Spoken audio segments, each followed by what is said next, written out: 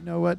Did you were talking about the Okay, James so, Webb Telescope thing the other day. Yeah, now I'm going to let you introduce that part of it because Well, because it stood out to me because you kept bringing it up on the show all the time, yeah. and then I was like, we haven't heard about it for a while.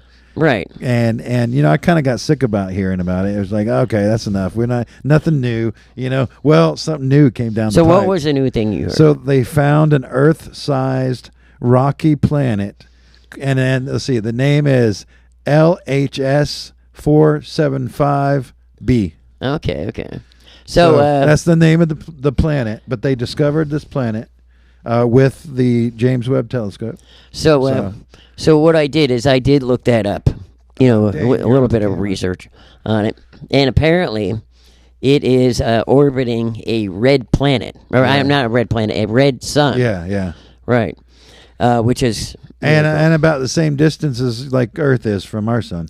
right. So theoretically, it could be very similar to Earth. And they said that there is a possibility of it being habitable because a red sun isn't as hot as the white one. I find it funny that they say it's inhabitable instead of it's inhabited. Well, yeah, it's not like they've got like we're just assuming. satellites. Well, we're just assuming that there's nobody there and that we can go inhabit that. Yeah. So, but hey, like what happens if they find civilization on this planet that's Earth-like, and like wouldn't that pretty much create the most famous TV show you would ever see? Oh yeah. Civilization on another planet, like us watching them. Well, okay. So what about if they're watching us? Yeah, well, they're probably already watching. There probably is some watching us. Yeah, right. Definitely. But I mean, the thing is, okay, they're watching our TV shows. How long would it take to get our show, broadcasting live? Yeah. 40 light years away. Yeah. I mean, maybe they have a big antenna that could pick us up. That would be kind of cool, wouldn't it? Yeah. Oh, so anyways, yeah. But the other thing I was looking at. Yeah. Is I've been creaming all over myself about this Artemis stuff. All right. I mean, especially since sending the we had dummies into space. Right. Yeah. Exactly. And they even had the handicapped dummies. Missing their arms or legs or whatever, or did they just come back that way? I'm not really sure. Either way, some of them were missing an arm, a leg, a wing, something. Right. But anyhow,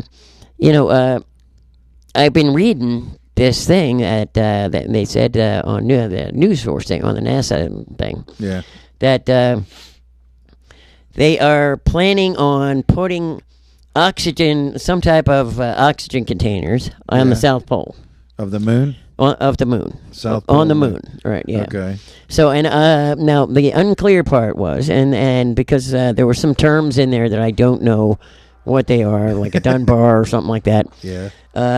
And basically what they're saying is that the plan was they were just going to have tanker trucks, go and drive it around to all the little bases that they're going to have.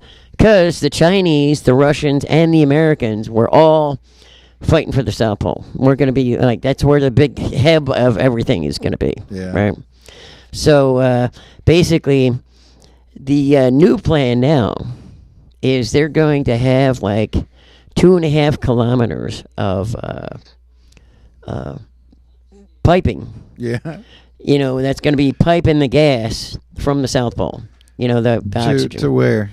To all the little bases that are going to be around the South Pole. Just like our country's bases, or our other country? countries? Well, I'm sure that Russians and the Chinese, they're going to be wanting to get some oxygen they're too. They're going to want to hit that too. I think we all breathe, right? Yeah. So that's the thing. So now they have to figure out what they should make the pipes out of. Man, that just seems like it kind of puts the whole system into jeopardy, because now we know where everybody knows where to hit the spot right there. Right. That's the weak spot of the whole operation. And right? I hope they don't get all crazy, wind up blowing the moon up, and then we're all screwed. But the weird thing is, okay, so apparently, and I was reading this today, we have a liquid core, okay? Yeah. And apparently, our liquid core of our Earth has stopped rotating.